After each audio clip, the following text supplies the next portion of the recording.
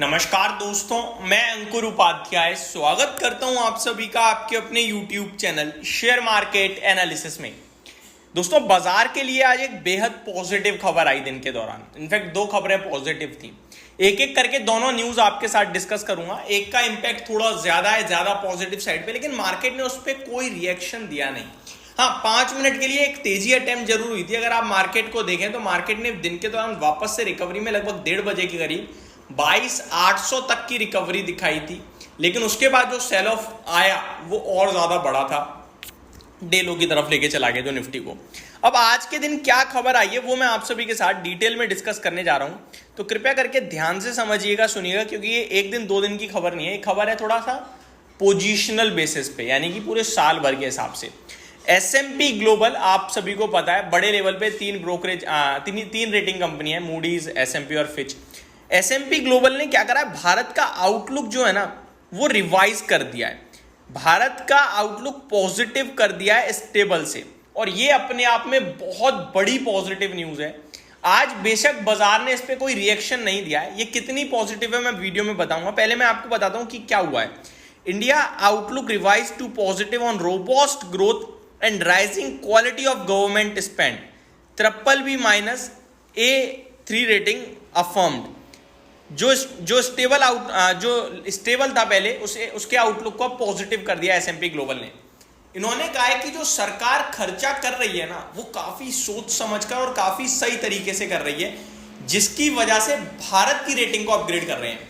अब आपको पता है ये जो रेटिंग है ना भारत की अपग्रेड होने का कितना पॉजिटिव इंपैक्ट होता है। ये आप और आपके लिए और हमारे लिए तो ये चीजें ऐसा लगेगा कि ठीक है, कर दी, लेकिन हम जब एज अ कंट्री गवर्नमेंट कर्जा लेती है दूसरी कंट्री से या वर्ल्ड बैंक वगैरह से, तो वहां पे चेक की जाती है कि कंट्री की रेटिंग क्या है। जैसे आप बैंक से लोन लेते हो तो आपका सिविल देखा जाता है।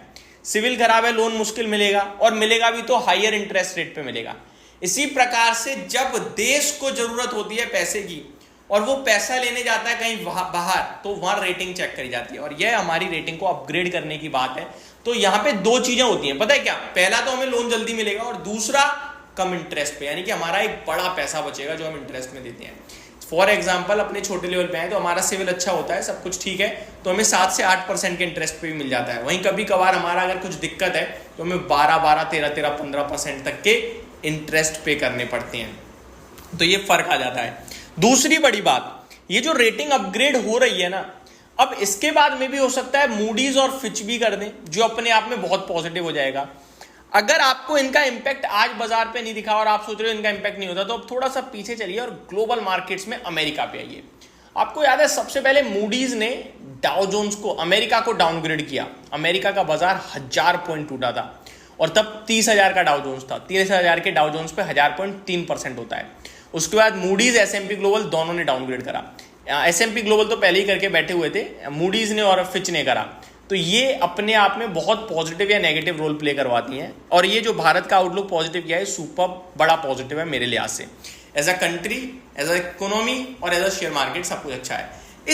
इस रेटिंग अपग्रेड में सबसे अच्छी बात यह है कि ये गवर्नमेंट को लेकर है, लेकिन ऐसा नहीं है कि करंट गवर्नमेंट को लेकर है। इन्होंने कहा है कि भारत का वित्तीय घाटा 7% से कम रहेगा, और इसी के लिए हम अपग्रेड कर रहे हैं। यानी कि कोई भी आ जाए, कोई भी गवर्नमेंट, बस वित्तीय घाटा आपका जो है 7% से कम रहना चाहिए।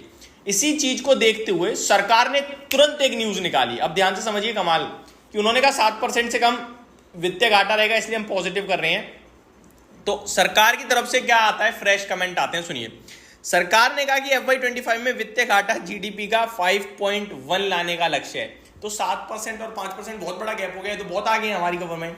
तो डेफिनेटली ये जो अपग्रेड हुआ है ये कामयाब रहेगा, और मूडीज और फिच भी S&P ग्लोबल को फॉलो करेंगे, दिखा रहा है। केवल इतना ही नहीं, FY26 के लिए तो 4.5% के वित्तीय घाटे की बात कर दी सरकार ने। तो ये बहुत ज्यादा तगड़ी चीजें दिख रही हैं, जो शायद अभी आपको समझ में नहीं आएंगी, लेकिन ये मार्केट के लिहाज से बहुत पॉजिटिव है। आज इंपैक्ट बेशक ना आया हो, लेकिन आने वाले समय में जरूर आएगा। दूसरी और छोटी बड़ी बात है लेकिन अच्छी है, IMD, जो कि मौसम की आपको मैं जानकारी कंटिन्यू देता ही रहता हूं उनके द्वारा, वहां से खबर आ रही है। पहले थी कि 31 जुलाई तक केरल में, 31 मई तक केरल में मानसून पहुंच जाएगा, और इस बार सामान्य से थोड़ा सा ज्यादा मानसून रहेगा। अच्छी बात है ये।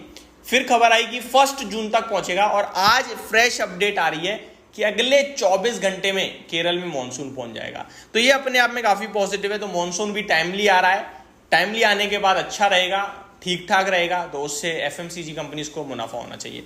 तो ये मेरी तरफ से आपके लिए सारी डिटेल्स थी। होप आपको सब कुछ क्लियरली समझ में आया होगा। Thank you so much for watching this video. Have a great day guys.